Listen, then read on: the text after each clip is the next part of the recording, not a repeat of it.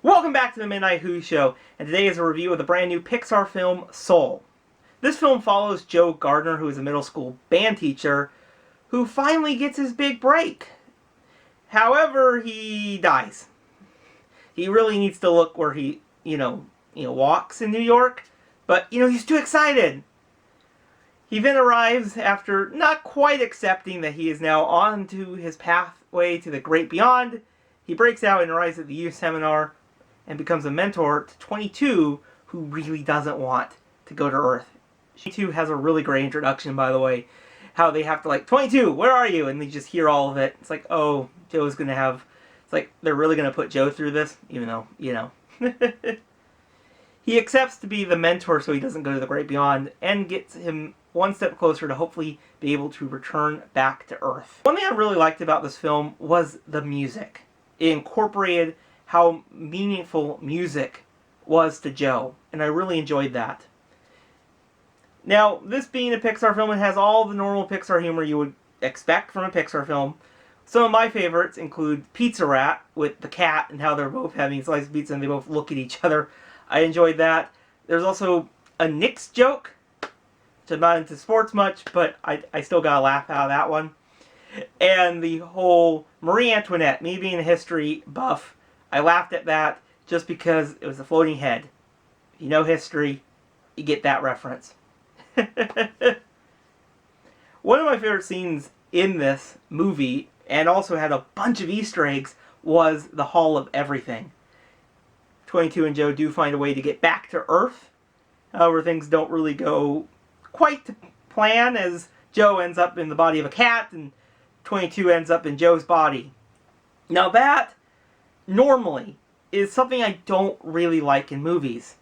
So when I heard that, Soul was going to do that, I was not quite sure, because I really don't like the whole idea of, the mind swap.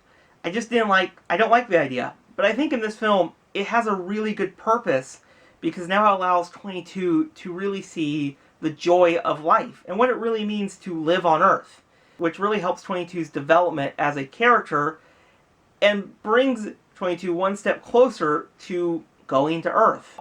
One thing I could just say, the animation on this movie is spectacular. Pixar outdoes themselves every single time I watch one of their movies. From the Soul designs to the Terrys and the Jerrys, which were very two-dimensional, it was just really well animated. And the Great Before, it's just really colorful and really just pops on the screen. And boy, it would have been awesome to see this movie on a big screen. That's all I will say. But at least they did allow us to have it at home. Animation on the playing of the instruments was really good. It felt real. It didn't feel like it was animated, which I really liked. And the film captured the essence of New York, I think, really well. It felt, with all the, it felt like New York. Jamie Foxx and Tina Fey give great performances in this film. They have a really great dynamic between the two.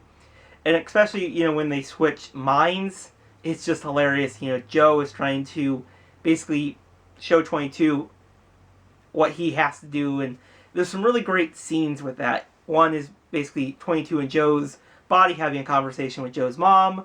The barbershop scene has those are some really powerful scenes in this movie. So this is a beautiful story about the meaning of life and what is a person's purpose in this world.